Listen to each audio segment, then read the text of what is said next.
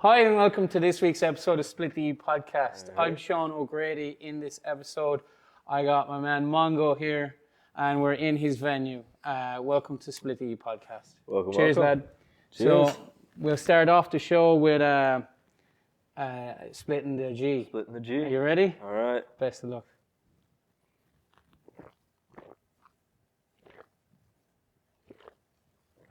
Oh God, I fucked it. I wasn't even close. No. Let's see. Size it up. Oh, it's round.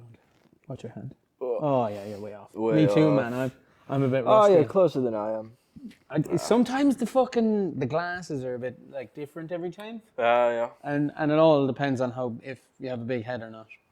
Well, But, luck was not on our side. Yeah, exactly. But this is what we call in Ireland. We call this mother's milk. Mother's milk. All right, I'll take it. Man, thanks for having us here and showing us around. It's pretty cool. Well, thank you for coming out. This is Greylab, This is Greylabyvr. and Yeah. it's yours. You took it over in a mine. month ago. About a month ago, yeah, on October 22nd. Yeah. So you're originally from Toronto. So tell me how it all began with you getting into photography and creativity. Well, both my parents were theater kids and actors, and they did that no in way. Toronto for quite a while. So I guess you could say it's kind of in the family a little bit. Yeah. Did you do that? Did you do theater and stuff? I did acting, yes. When I was a young kid, I booked an audition when I was 3 or something. So my parents brought me in as a prop, and I don't know if they were joking or What not. were you, like a tree or something? Nah. No, I was just the kid on the set, and apparently I was quiet enough that they liked it and invited me back to do more as a child. Holy fuck. But I blew that because I was not a great child. Yeah. So that didn't last too long. yes, no, not at all until I was about 7. Okay. And then I refused to do it anymore. Were you like? Are your parents still acting now? Yes, both of them are still acting. Yeah, No still way. at it. Yeah, mostly commercials and things, but hopefully bigger roles come their way.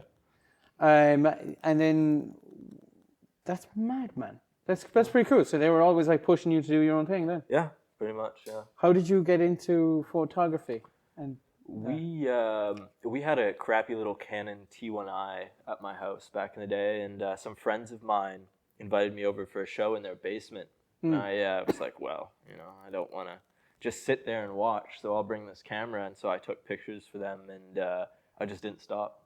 Just kept going. What was it always in a venue with like live music, or do you also do like just outside in the open or nature or anything like that? I do a mix. Generally, it's live music. I'm not the best at street photography and other things, but I do photo shoots as well and that type of deal. So it really depends on what I'm feeling. No way. Yeah. You have on your Instagram, you have your caption in your bio. It's bad lighting, good music. Yeah, bad lighting and loud music. Oh, loud music, yeah. So when did you discover your love for music? Ever since I was young, I just really, really liked music. Something about it resonated with me, Yeah. as I'm sure it does for most people. But I would always have headphones on or something. I'd always be listening to something. I was that kid as well. Just Yeah. in school, like you'd have one headphone in. Yeah. Most of the time, both pretending to be asleep on my desk. I wasn't the best of students, but the love kept going. And when I found the live music scene, I was like, well, this is it. And what bands were you listening to? Were you influenced, or your parents, or your family, or anything like that? Not really. I was quite the rebel kid when I was younger, so they would try to introduce me to great music, but I, being the child I was like, I'm not going to listen to any of that. So I got big into kind of hip hop. A lot of hip hop. Nightcore was the thing I listened to when I was young. Okay. Which was kind of like hyper pitched, sped up vocals of like pop songs and things. All right. Okay. Yeah. So I would never listen to that. Really? No. I wouldn't recommend it, to be honest with you. I don't know how I think it. That's what I'm thinking. Yeah. It's like, but that would be hip hop, right? Yeah. A mix of hip hop and pop, but generally in that vein. When we were younger, in school, there was, and obviously growing up in Ireland, there's this like dance music is huge. But it's this like DJ Rankin in the mix, motherfucker. You know, but it's really high pitched and just like slamming hard. You know what I mean? Exactly. Yeah. Super fast bass, just boom, boom, boom, boom. Yeah, in your face. In your face. Yeah, super in your face. No, I could not listen to it now. You know? Yeah, me neither. What made you decide to move over to Vancouver? My mom's family lived over here, Oh, no way. and they were getting older, so she wanted to spend time with them before it was their time to go, and that's why we came over here. We moved pretty close by to my aunt, and Okay. we see them pretty often, as well as my granddad, and that's the main reason. Oh, no way. Oh, nice. Do you, I suppose, like, I know you were pretty young when you moved, but like, do you prefer Vancouver to Toronto? In some ways, yes. In other ways, no. Explain. I think that the scenery and kind of the vibe of Vancouver is beautiful, a lot better. right? Yeah, it's a great thing to do. It helps get a lot off your mind, just going for a walk around the seawall or the beaches or something. That's great. But Toronto, it just feels more alive. Yeah. There's more of a pace to things. I was literally just chatting to some random dude the other day, and he was saying that like Toronto, because it's a concrete city, you need more creativity to get like that escapism from the city. So art and all that like is huge. Compared to here, it's let's go hiking and you know what I mean. Exactly, yeah. So I lived like right downtown between Queen and Dundas. So my neighborhood, whenever I'd go for a walk, there was always an art festival or a drum circle or something. Less hippie stuff now, but back when I was still living there was a lot of that, or like a vintage T-shirt thing, or just something skateboard kind of quirky, yeah, just random things that you'd be like, I didn't think that was happening today, but I guess it is, and now I can go have fun doing that. So sick, yeah. Really. Do you ever go back? I do on occasion. Yeah, last time I was there, I walked around my old neighborhood, checked things out, and there was a Monster-sponsored skateboard competition going on. So, no fucking way. Yeah, so that was fun, and I had my camera at the time, so I took little pictures of that, and then came right back. Do you always just have a camera on you? Not always, but a majority of the time, yeah. Are you a skateboarder as well? I skateboard a little bit. I don't do the tricks, but I do ride them whenever I need to go somewhere.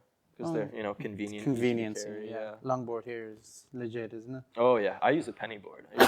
Tiny, you fucking sketchy bastard. Yeah. I bomb hills with that thing. It's great. Really, yeah? Yeah. Oh, man. Do you snowboard? I ski. Oh, cool. Yeah. Did you get any passes this year? Not this year, no. I probably should have, but I think my winter is going to be a little too busy for me to go. With here. Yeah. Which brings us on to the Greylabyvr. Oh, yeah. A new endeavor. When did you jump from saying photography and going to gigs? First of all, actually, how did you get into the scene in Vancouver? Was that just growing up, or how did that start? Just that basement show. They're a band called Reverend Ape. They still play. Shout out them. Yeah, give us a shout out. I was just taking pictures for them, and then I started going out their shows, and I thought, well, if I'm going out their shows, why not bring a camera with me? And so I brought my camera. I'd take photos, I'd edit them, and then I'd message the bands and say, hey, I took some photos, feel free to use it. And I just kept that up.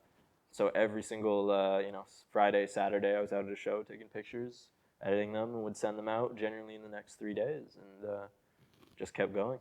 Just creating your repertoire, or your what's that called? Exactly, yeah, my catalog. So why and how did you come about this venue? A friend invited me down here one day to watch their show, and one thing led to another, and I ended up talking to the landlords that same night. Was I in a sober state to do so? Absolutely not. But did it work out? Yes. And so a couple weeks later, it ended up being within my control, and we just started running things from there. So that was October. That was October. Yeah. How is it going? Quite good, I'd say. People are really liking the space. We've got good acts coming in. Yeah. We're slowly building up all the backline gear that we need. Yeah. It's a lot of things I didn't know that, bands and venues used, and now I do. And I'm slowly building up all of the And because of your history with photography and bands, I'm sure that's like a really good like win to just be recruiting them in to play. Absolutely, yeah. I like reaching out to a lot of people I've become friends with who are in Yeah. bands and asking if they'd like to play. And I've met a bunch of amazing people. Yeah. And so being able to have a space now that I can say, hey, come and put on a show is just 100%. an amazing privilege. So how I got onto you was I seen this band, Felicia and the Jazz Rejects. Go check them out. They're unbelievable live as well. So crazy. Good friend of mine.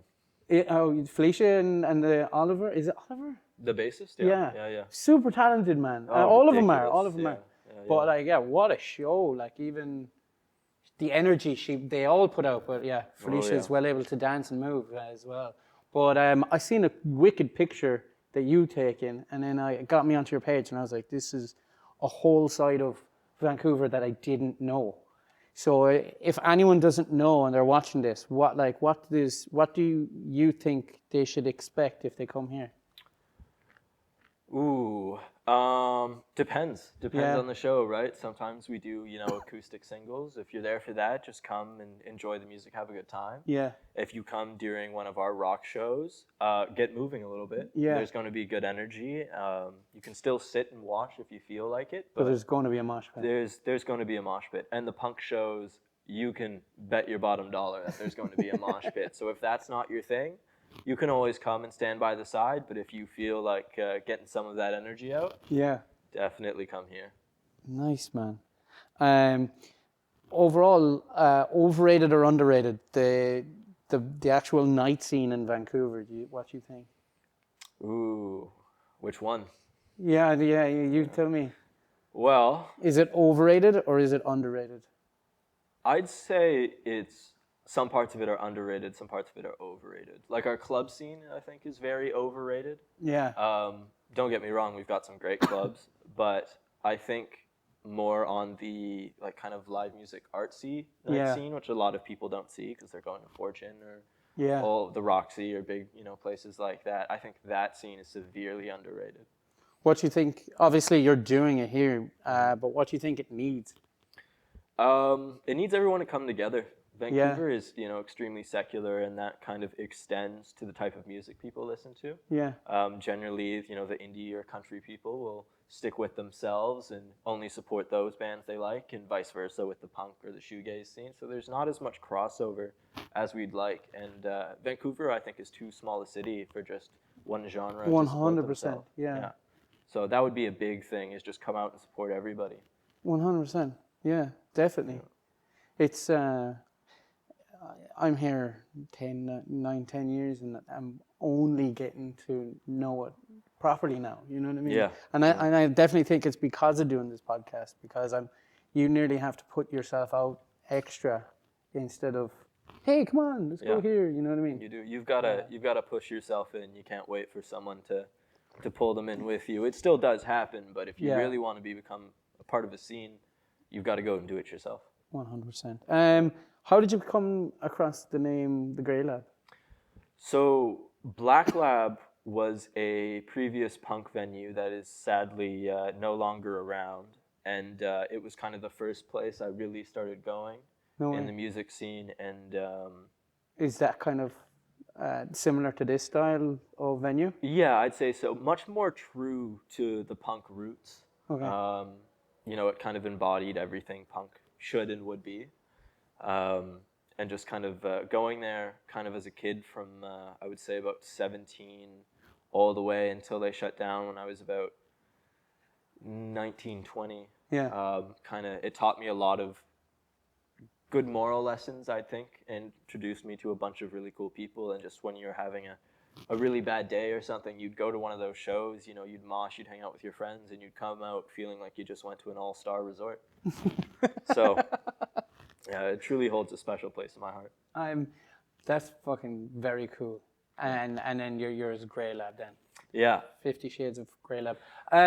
What I was thinking there as well is, you know how you were saying it's all cliquey, and we have these type of venues where you have to, it is on the underground, and you have to know someone to get to know in. And I wonder, is there any other way of like linking it all together on a communal chat or something like that, you know, because it is the underground because it is underground, it does make it more clicky. Do you not think? Yeah, I would agree with you. There is some crossover, like some of the bands play at the Roxy, you know, or the Wise Hall or the Cobalt, and those I think are generally more accessible spaces. So often people might get introduced and come full circle through those channels. Yeah. But I'd say the main thing is online social media 100%. is kind of how you really find it, like kind of how like you found me. Yeah, exactly. Just find, you know, a band that's really ripping it up in the scene, you know, go to a show, make some friends, meet some cool people, and they'll probably take you to where you need to be. Who's on top of your list without being biased or anything right now? Ooh, in terms you're running the show. Bands I yeah. like. Oh well, I've got a couple favorites. You know, Cherry Pick, of course. Yeah. Man, we passed that on before we did this, and Pretty Things is probably like I've been banging that out. It's pretty good. Lovely. The whole Sorry Place AP is just chef's kiss. But besides them, I'd say Slightest Clue is one of the big guys I've been following for quite a while. Really love their music. They helped me really get into the scene. Yeah. Felicia and the Jazz Rejects. They're unfucking believable. Absolutely insane talent. Yeah. Latin punk and like operatic even. It's fucking like such. For me, when I was listening, I was like, "What? Like a weird mix, but it works so fucking well." Yes, it does. Yeah. They all went to school together. Yeah, music, I believe it. Yeah.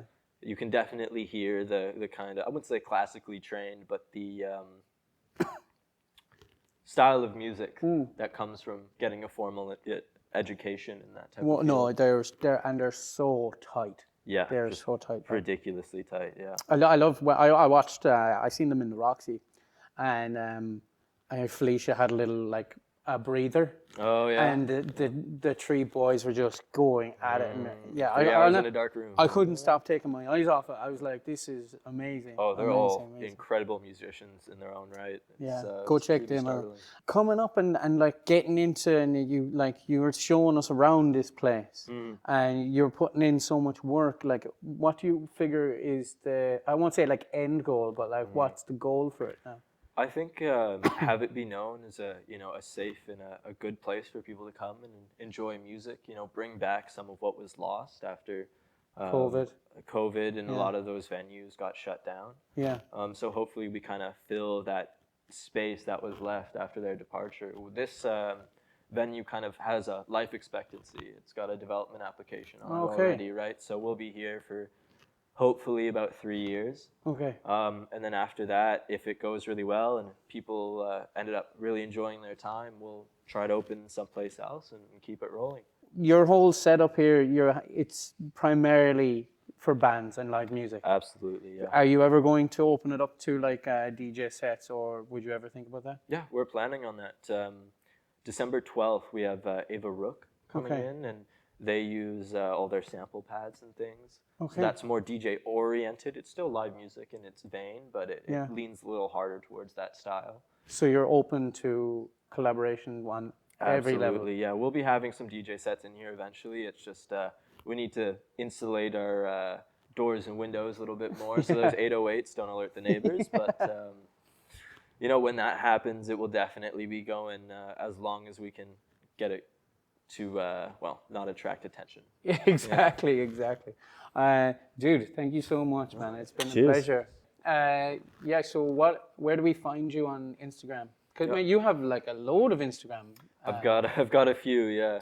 So for my photography, it's WMMD _, but you'll probably find me with the first 4 letters. And for the venue, it's the Greylabyvr, and we'll show up. Cool. Yeah. From there, you'll find all our shows, and if you want the address, message us. Yes. Because it's not out there. The one on Google is wrong. That's all I'm going to say. Yeah, keep it underground. Yeah. Do you know that song, actually? We keep it underground. Probably, but I'd have to listen to it. Yeah, I'll send it on to you. Anyway, thanks for listening, and please like, subscribe, and we'll see a load of Mungo's upcoming events, and see you in the next episode. Cheers. Cheers. Peace out, man. Peace out.